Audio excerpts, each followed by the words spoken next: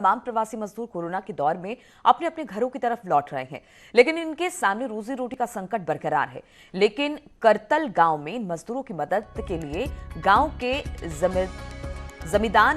जमींदार आगे आए हैं और करीब 22 भूमिहीन मजदूरों को विलुप्त हो चुकी नदी के किनारे की बंजर जमीन की, जिससे वो खेती कर अपने परिवार के पालन कर सके, लेकिन जमीन के आसपास सिंचाई सुविधा ना होने के चलते मजदूरों ने विलुप्त हो चुकी नदी को ही जिंदा कर दिया और सबने मिलकर खोद दिया, नदी को जिंदा कर दिया। करीब 2 किलोमीटर की नदी को इन मजदूरों ने 7 दिन में खोदा और ग्रामीणों ने इसके भोजन के साथ दूसरे तरीके से भी मदद की। बिना किसी सरकारी मदद के मजदूरों ने नदी को जिंदा कर मिसाल पेश की है।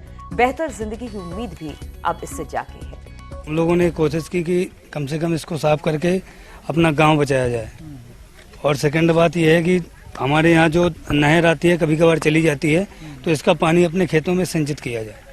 हाँ, जानकारी हमें ये मिली है कि जो यहाँ के बड़े लोग हैं तो उन्होंने कहा कि अगर आप लोग बाहर से आए हुए हैं और आपके पास काम भी नहीं है तो आप हमारी जो खाली जमीन पड़ी रहती है उस जमीन को ले लीजिए सिर्फ 1 साल के लिए और इस पे अपना खेती करिए, धान गेहूं या सब्जी लगाइए, तो इससे आपका पेट पल सकता है और आपको थोड़ी राहत मिल सकती है। तो इसको हमने खुदाई करवाई है रमजान में, इसके स्रोत खुलवाए हैं कि इस पानी निकलने लगेगा तो हम सब लोगों की किसानी के लिए पानी का उपलब्ध हो जाएगा, तो हमारी खेती बाड़ी होने लगेगी। कुछ बड़े बड़े लोग हैं जो हम गरीबों को थोड़ा थोड़ा खेती दे देते हैं, तो उसमें थोड़ा थोड़ा हम लोग धान बान अपना भरण पोषण करेंगे। और गोरखपुर में अधिकारियों की लापरवाही देखने को मिल रही है। यहाँ पर ब्रह्मपुर ब्लॉक के साधन सहकारी समिति क्रय केंद्र पर 250 क्विंटल सरकारी गेहूं बाहर रखा हुआ है, जो बारिश से प्रभावित हो रहा है। हालांकि इसे प्लास्टिक और तिरपाल से ढक तो दिया गया है, लेकिन तेज बारिश में ये नाकाफी साबित हो रहा है।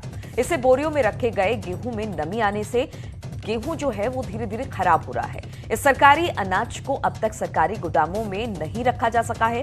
समिति के सचिव का कहना है कि इसके लिए उच्च अधिकारियों को कई बार अवगत कराया गया है, लेकिन बावजूद इसके अनाज को गोदामों के भंडारण में का नहीं करवाया गया है। ये जिला प्रशासन की बड़ी लापरवाही मानी जा रही है। साधन सहकारी समिति के सचिव के मुताबिक गोदामों में जगह न होने की वजह से गेहूं के बोरियों को बाहर रखा गया है। भंडारण के लिए गोरखपुर जिले में 3 गोदाम बनाए गए हैं।